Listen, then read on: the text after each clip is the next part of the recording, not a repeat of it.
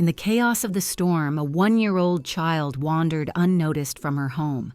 Her tiny feet led her to the edge of a shallow, muddy ditch where the ground suddenly gave way.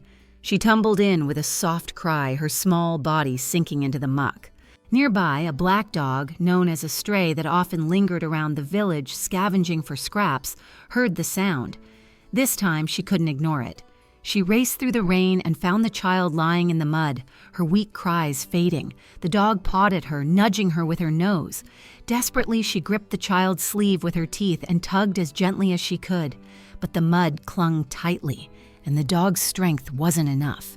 She barked, sharp, urgent cries that pierced through the storm.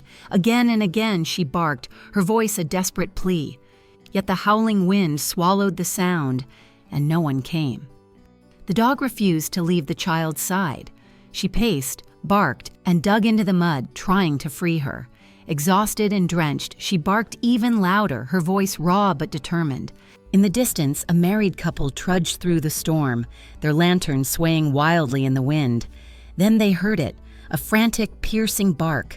They froze, listening, before hurrying toward the sound, their steps quickening as the barking grew louder. When they reached the ditch, they stopped in shock. There, half submerged in the mud, was the child. She was pale but alive. The black dog stood protectively over her, trembling with exhaustion, her bark now hoarse but persistent.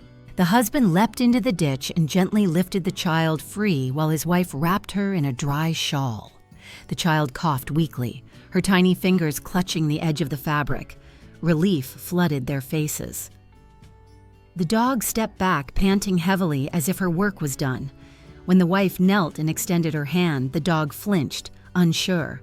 "It's okay," the woman whispered, her voice trembling with emotion. "You saved her." The couple carried the child back to their home, the black dog trailing at a cautious distance.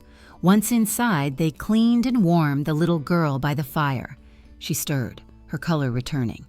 Meanwhile, the dog quietly settled near the door, her watchful eyes on the child.